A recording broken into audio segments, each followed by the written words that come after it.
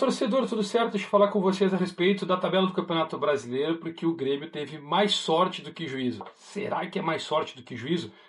Deixa eu te contar sobre isso aí, mas antes de mais nada eu peço para vocês darem um like aí e se inscreve no canal. E claro, ó, aqui também tá o meu arroba lá no Instagram para vocês poderem seguir e me acompanhar com muita informação todos os dias a respeito do Grêmio. Deixa eu falar para vocês sobre a tabela do Campeonato Brasileiro. Quero fazer uma análise aqui junto e o que a gente pode projetar a partir de agora. Porque é o seguinte, alguns estão falando que o Grêmio corre risco de cair para a Série B do Campeonato Brasileiro. E eu descarto isso por completo.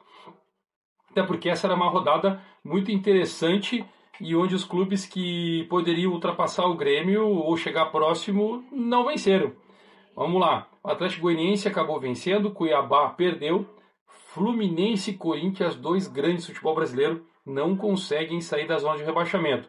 A gente fala isso há muito tempo, que a zona de rebaixamento, quando tu está nela, tu consegue sair, quando volta é um imã, ele se torna um imã. Isso tem acontecido com o Fluminense, tem acontecido com o Corinthians, e eles estão ali naquela linha. O que deixou um pouco mais afastado é que o Vitória também perdeu, né? Então o Vitória também está com a mesma pontuação do primeiro na zona de rebaixamento, que é o Corinthians, com 28 pontos em 28 jogos. O Fluminense tem 27 jogos, ainda tem mais um jogo para fazer. Depois disso, olha a diferença de 28 jogos, 28 pontos, o Criciúma tem 32. Já são 4 pontos de diferença do 16º ou 17º para o 15º colocado. O Atlético Paranaense, nesse momento, está empatando com o Flamengo em 0-0, nesse momento que eu estou gravando o vídeo, e está ficando em 14º colocado com 32 pontos. O mesmo número de pontos que o Grêmio, que está em 13º com 9 vitórias. E o Fluminense e o Juventude está em 12º com 33. Vamos lá, falando de Grêmio. O Grêmio está em 13º com 32 pontos e 27 jogos. Tá com um jogo a menos do que a rodada, né? A rodada é a 28ª. O Grêmio tem um jogo para fazer, para poder equilibrar. O Grêmio joga sexta-feira contra o Fortaleza em casa.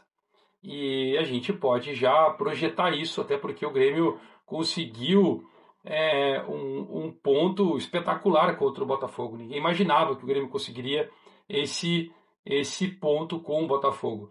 Mas vai enfrentar um Fortaleza que vem se recuperando no campeonato, né? Já venceu as duas últimas rodadas e venceu agora o Cuiabá, né, por 1-0. Apertadinho, mas venceu.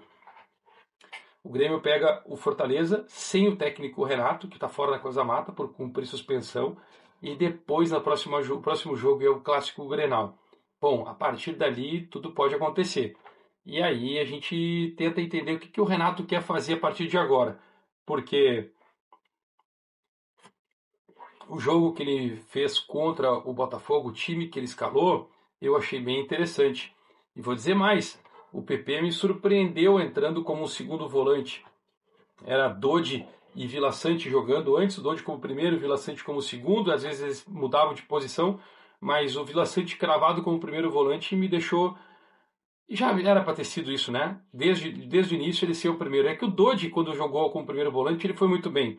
E o Renato tentou ajustar os jogadores na sua posição no meio-campo, colocando Franco, Cristaldo e Monsalve no meio. Dessa vez ele não colocou o Miguel Monsalve, botando o Franco sozinho no meio com o Edenilson. E criou uma configuração bem interessante esse time do Grêmio, com o Aravena na esquerda fazendo uma marcação ali para a subida do lateral, não deixando o lateral subir. O fato é que a gente não sabe se o Soteldo vai conseguir fazer isso. E se ele jogar com o Soteldo, que também ajuda na marcação, né? Ele não marca que nem o Aravena marcou. O Grêmio pode ficar um pouco mais exposto jogando em casa. Mas com essa linha de 3 volantes pode dar certo. Na verdade, ficou ali quase que um tripé, né? Com o Vila Sante, PP de um lado, Edenilson do outro, e o Franco, e Aravena e o Martin Braithwaite na frente. Quero saber de vocês. Comenta aqui também. O Grêmio... Vocês estão com uma perspectiva, a mesma que eu tô, com o Grêmio a partir de agora? Eu acho que o Grêmio vai dar um salto aí, vai ficar mais postado, vai conseguir se manter na sua estrutura tática. Porque tem a semana de treinos, né? Começa já nessa próxima segunda e a gente já percebe que o Renato não vai mudar o time, ele vai manter essa estrutura. Eu não sei se todos vão ter condições. Já o Vila Sante está fora, então o Dodge deve entrar no lugar dele contra o Fortaleza. E aí o goleiro também substitui, que tomou amarelo, né, por estar suspenso por cartão amarelo. Então deve ter essas mudanças no time. Se o Dodge se comportar como o Vila Sante se comporta, se mantém, acho que o Grêmio continua mantendo o mesmo nível aí para poder vencer o Fortaleza. O Grêmio não pode, sem sombra de dúvida, pensar em empatar com o Fortaleza. O Grêmio precisa arrancar uma vitória, nem que seja de 1-0, para poder dar um salto na tabela ali. Não vai subir tanto, mas vai ficar ali provavelmente 11º, caso o Juventude e o Bragantino não vençam, porque depois o Atlético Mineiro tem 36 pontos, é o que está em 10º lugar.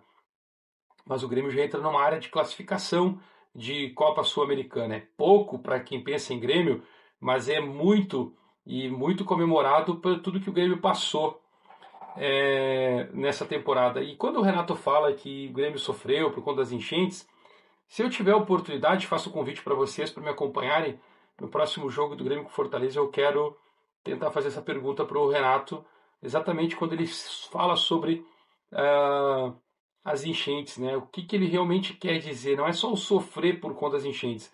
Tem algo por trás, tem um bastidor.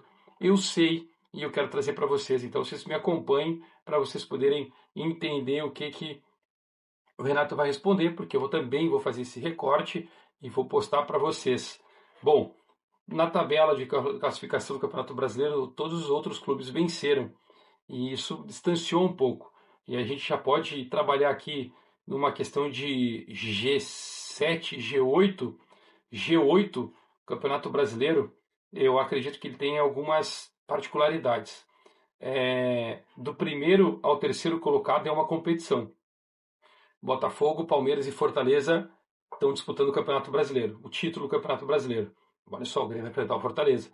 Depois vem São Paulo, Flamengo, Bahia, Internacional e Cruzeiro. Estão disputando aí a quarta vaga, quinta e sexta, que são a pré-Libertadores, e quem sabe pode surgir aí um G7, né, e aumentar um pouco mais. E depois do nono para baixo, que é o Vasco da Gama com 36 pontos, todos eles na mesma condição.